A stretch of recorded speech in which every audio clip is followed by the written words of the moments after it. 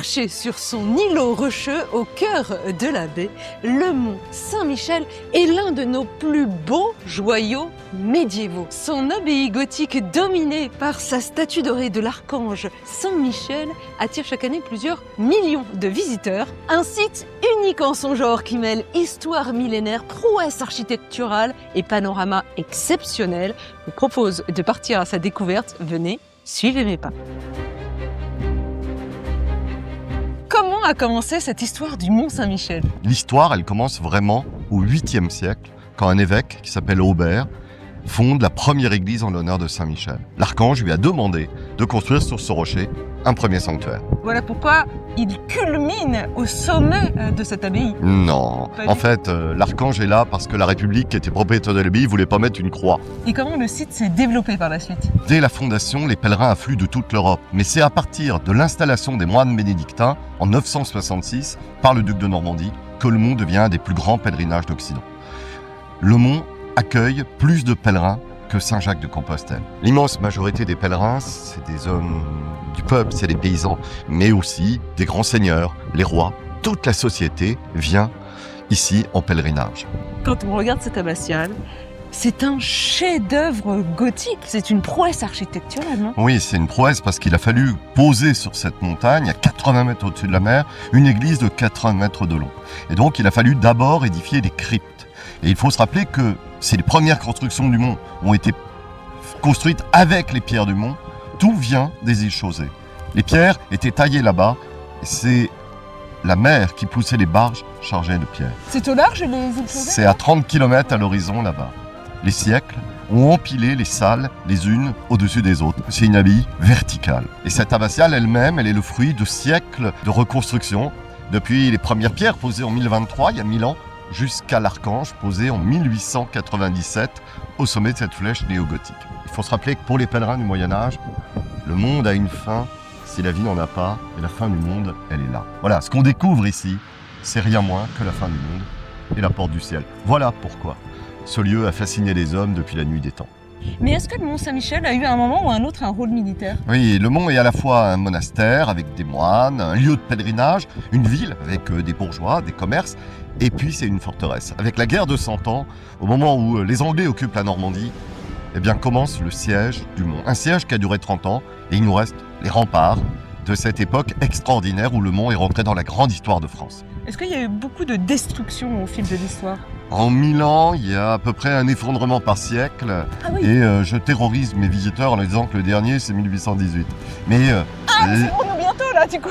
ça devrait être demain. L'histoire de l'abbaye est jalonnée par ces effondrements, ces incendies, 13 grands incendies. Et alors, après la période médiévale, que devient l'abbaye, le Mont Saint-Michel?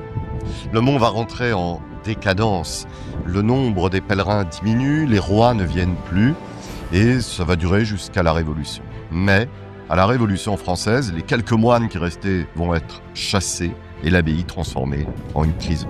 Mais ce passé carcéral qu'on a effacé lors des restaurations, il a sauvé le monument de la destruction. Parce qu'elle servait de prison, l'abbaye n'a pas été rasée, n'a pas servi de carrière de pierre. Mais en 1863, Napoléon III ferme la prison. On restaure l'abbaye et le symbole de cette restauration, c'est la flèche magnifique. Juste derrière moi. Qu'est-ce que c'est? On dirait une espèce de mini-cloître surélevé. Oui, c'est tout simplement une citerne. Elle date du début du XVIe siècle et elle a été construite pour alimenter en eau le logis de l'abbé, la partie où vivait l'abbé au sud.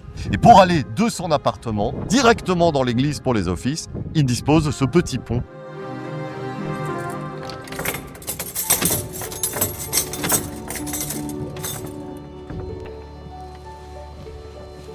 Nous sommes ici, sous la terrasse. Nous sommes aux origines de l'abbaye du Mont Saint-Michel. Nous sommes à Notre-Dame sous terre. Oui, c'est la partie la plus ancienne de l'abbaye.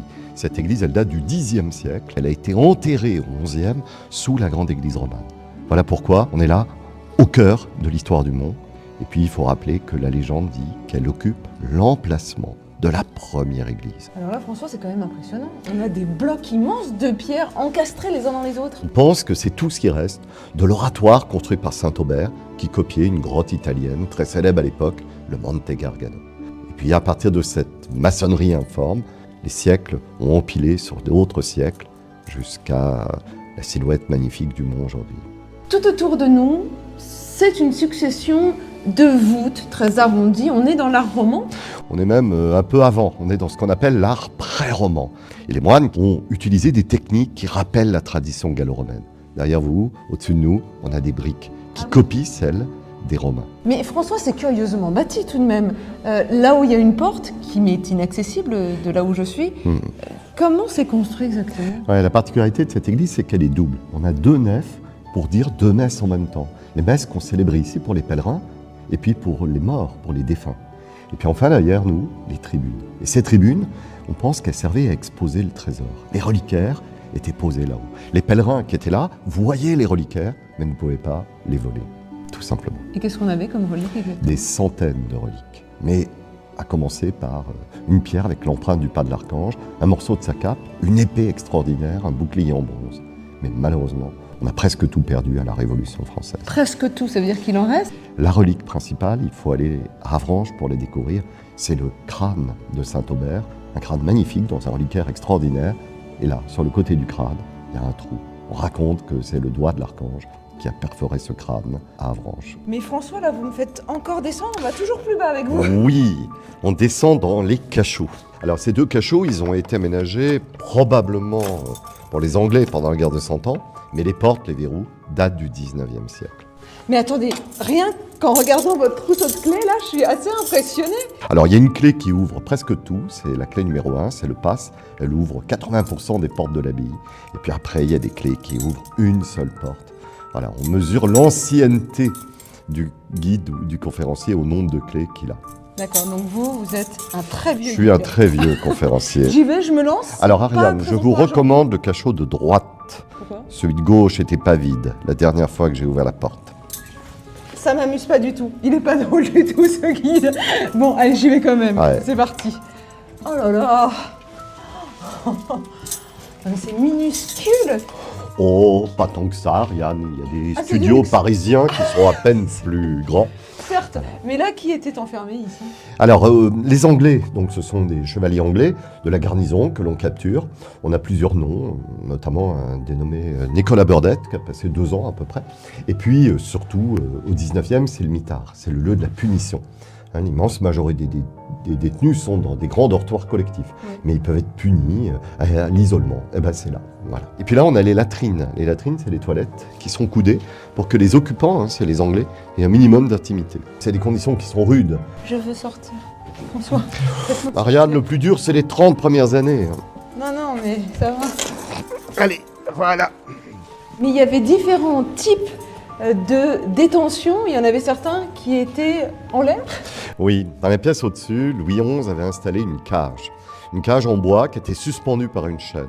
Et le malheureux se balançait à l'intérieur de sa cage. Alors je rentre. Oui, alors, On a Barbès dit n'a bois. passé que quelques jours dans ce cachot, qui est, je répète, un lieu de punition, d'isolement.